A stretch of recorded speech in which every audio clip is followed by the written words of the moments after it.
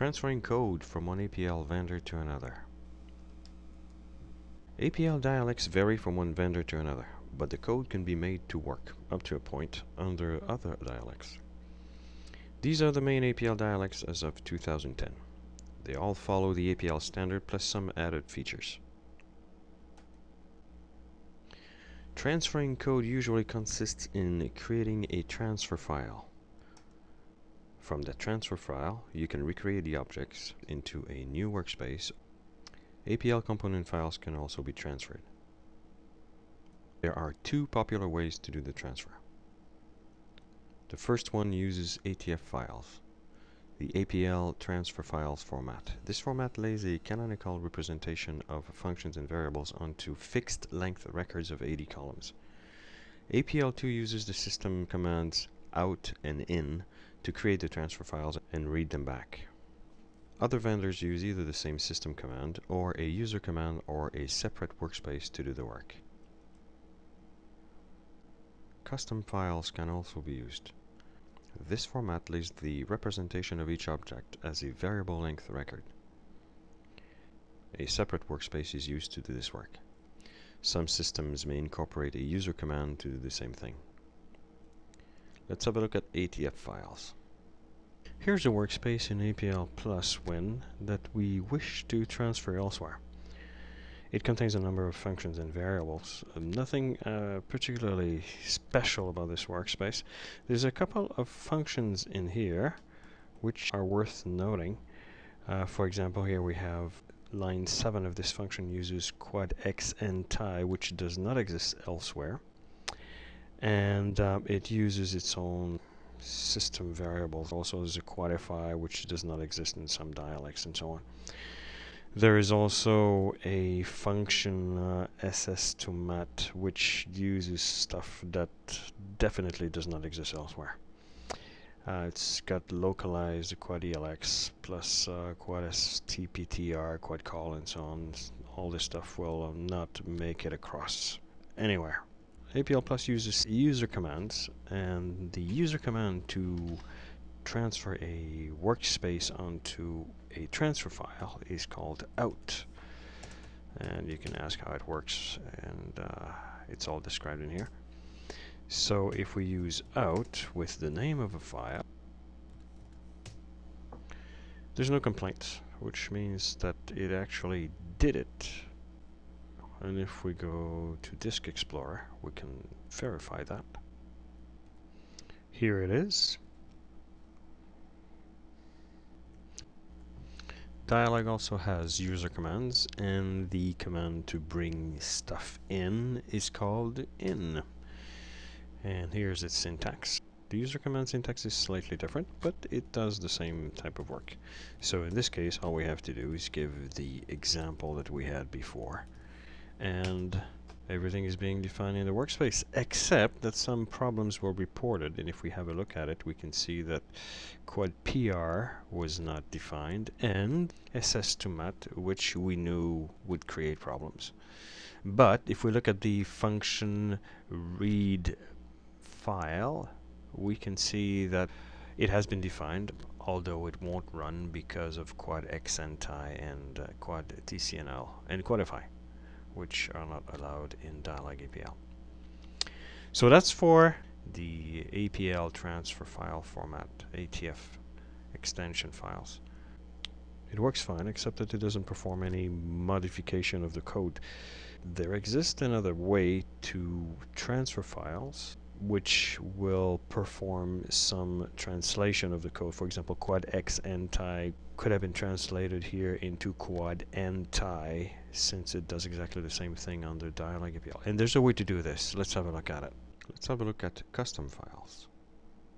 Let's do the same example again with the same workspace, but this time using the custom file method. First, we need to load the workspace we want to transfer, and then copy in the workspace that will do the transfer. If you don't have the workspace for the APL you're using, you must get it off the internet. You can go to this site here and download it from there. Simply locate the APL you're looking for. In this case, it should be APL Plus Win, and then grab the workspace file transfer workspace that will be needed for doing the transfer. Once the file is on your hard drive, load your workspace that needs to be transferred and then copy in the workspace transfer workspace that you just got off the internet. To send the workspace to a file, all you have to do is use the function delta xfr2 followed by the name of a file that you want to send the workspace to. Let's try this one. 34 objects have been transferred. Let's see what it looks in Disk Explorer. There it is. Note the extension is XSW.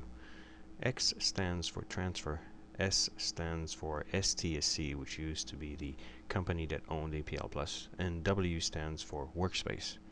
The extension will be different from one APL vendor to the other, and if it's a file, it will end with an F instead of a W. Now let's go to dialog. Here the code is supplied directly by dialog. You don't need to bring it off the internet.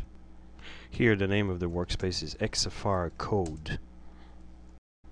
Since dialog uses namespaces, everything is tucked away under XFR, and we find the function XFR from, to which we supply a file name which is the same that resulted in the transfer from APL Plus with the XSW extension. In this case, however, we have to add something to perform the translation. We add the -trans, which means translate everything that you will find if possible. Without it, it would have the same effect as doing no translation at all, which would be the same as the ATF file transfer. And we can see that it performed the transfer, and 30 objects were defined, 4 less than were produced. That's because we didn't specify to replace the existing elements, and quad LX, quad PW, quad IO, quad CT were not replaced as a result.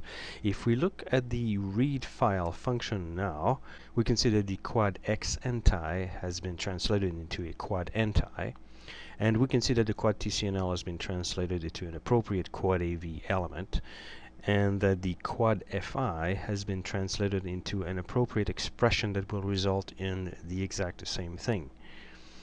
The function SS to mat, however, although it has been translated, it's still useless, because even though quad trap has been given something that would normally be close to what existed in quad ELX, the quad SPTR and the quad call could not be translated. It would not make sense here into dialog APL. We can now modify this function and save the workspace, and it should work as under APL Plus. There is another way to do the same type of thing under dialog APL, namely using user commands. And if we try again, we can clear the workspace first, and then we can use the user command in X, which means in extended, when we supply the same file name and the same switches. And notice that we can actually give it a shorter name. We don't have to supply -trans. It will, if it just -tr is sufficient. And we have the same result with the same functions defined in the workspace and same variables and so on. Now, this process of going from APL Plus to dialog can be reversed. We could go from dialog to APL Plus. We would have to use the out user command and do the bracket in on the APL Plus side to retrieve the workspace. The same type of conversion exists. Under APL Plus, we would have to do /trans instead of -trans, but the overall effect would be the same thing, and everything would be translated appropriately. And this goes for APLX, Sharp APL, and APL2. I hope this helps. Good luck.